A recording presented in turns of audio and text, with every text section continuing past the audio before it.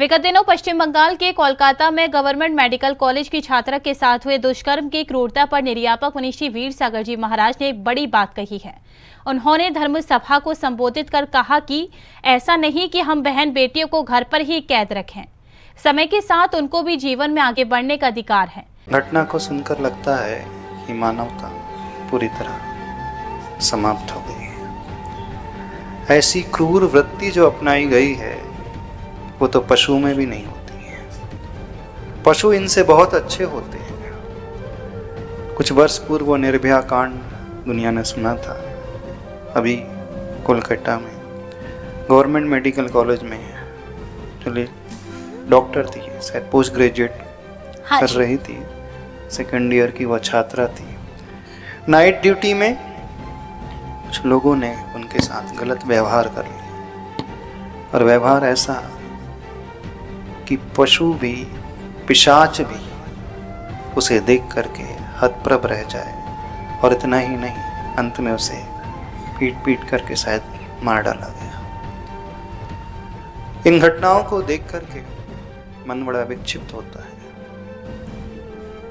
ऐसे समय क्या किया जाना चाहिए?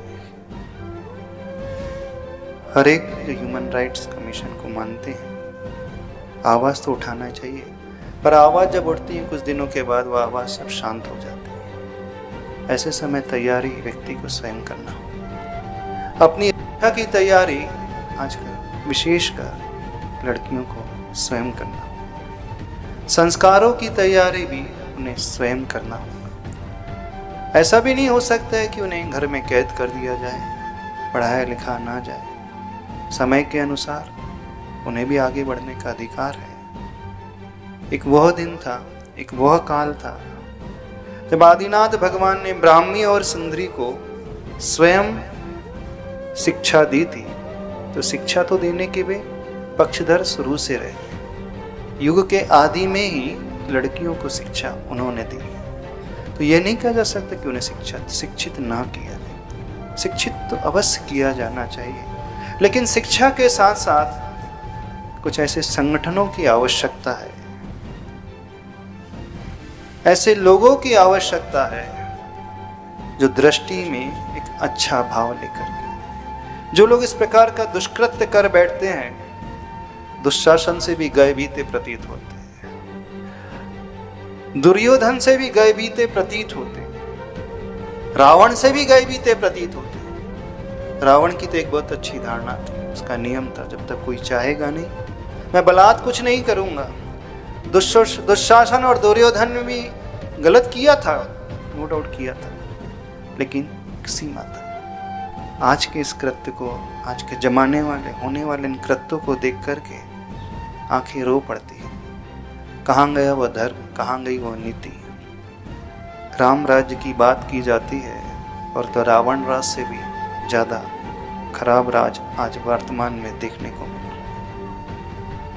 तो हमें किसी के भरोसे नहीं बैठना होगा, स्वयं एक अंदर की इच्छा शक्ति पैदा करना पड़ेगा, स्वयं शारीरिक शक्ति पैदा करना पड़ेगा। कुछ इस प्रकार की कलाओं का ज्ञान लेना होगा जिससे वह स्त्री वर्ग, लड़की जाति अपनी रक्षा कर सके। और अपनी रक्षा के लिए कुछ इस प्रकार के उसे इंतजाम भी रखना होगा। और जहाँ वो पढ़ने के लिए, जॉब आदि करने के लिए जाती है, तो सबसे पहले कर्तव्य तो उन महाविद्यालय, कॉलेजेस, यूनिवर्सिटीज़ का होता है कि वो सुरक्षा का एनवायरनमेंट उन बच्चियों के लिए प्रोवाइड करें।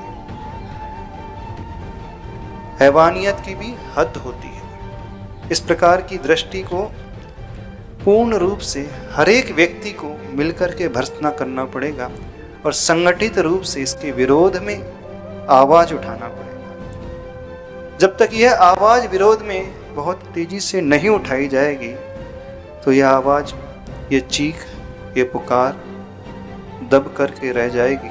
शुरू से लेकर के संस्कार का बीजारोपण परिवार के हर व्यक्ति के भीतर होना चाहिए। भाइयों का कर्तव्य है, जो बड़े बड़े दल बनते हैं, बड़े बड़े संगठन बनते हैं, उन संगठनों का कर्तव्य है कि अपनी बहनों की रक्षा के लिए वे आगे आएं। और जो व्यक्ति इस प्रकार का दुष्कृत्य करते हैं उन्हें भी नहीं भूलना चाहिए कि वह भी जिस परिवार में रहते हैं उस परिवार में उनकी माँ भी हैं, उनकी बेटियां भी हैं और उनकी बहन भी है। तो दृष्टि अपनी सुधारना चाहिए। इस प्रकार का मैसेज सोशल मीडिया के माध्यम से, फिल्म इंडस्ट्रीज के माध्यम से और अच्छे माध्यम से दुनिया के समक्ष अवश्य आना ही चाहिए। जब तक यह शिक्षा नहीं दी जाएगी तब तक यह बदलाव नहीं आ सकता। सरकार को भी इस प्रकार के कठोर दंड व्यवस्था और अवश्य लाना चाहिए और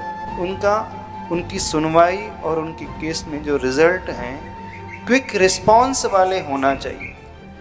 इस प्रकार के अपराधी को कठोर से कठोर दंड अवश्य दिया ही जाना चाहिए। इस मामले में वह गल्फ कंट्री कदाचित बहुत अच्छी हैं जो सरेआम इस प्रकार के दुष्कृत्य के लिए अपराधी को दंडित करती हैं, क्योंकि जब तक वह भय उनके भीतर नहीं होगा तब तक वे लोग नहीं रुक पाएंगे।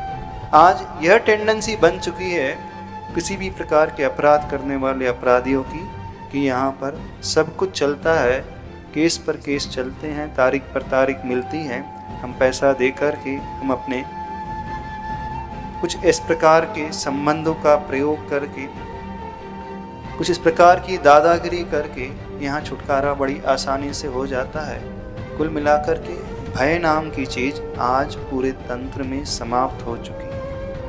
उन कंट्रीज़ में, उन देशों में इस प्रकार के दुष्कृत्य इसलिए नहीं होते क्योंकि वहाँ दंड व्यवस्था बहुत सुचारू है। पहले भी जब हम प्रथमानियोग आगम को उठा करके देखे, राजा महाराजा होते थे, इस प्रकार का सरेआम दंड दिया जाता था।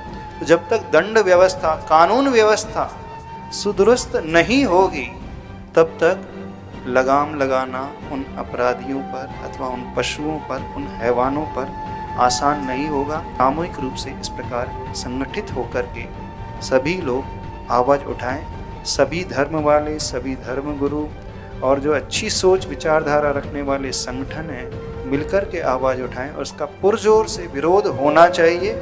ऐसा विरोध होना चाहिए कि देश ही नहीं पूरी दुनिया में यह आवाज़ उठे, तब कहीं जाकर के कुछ सही निर्णय हो पाए।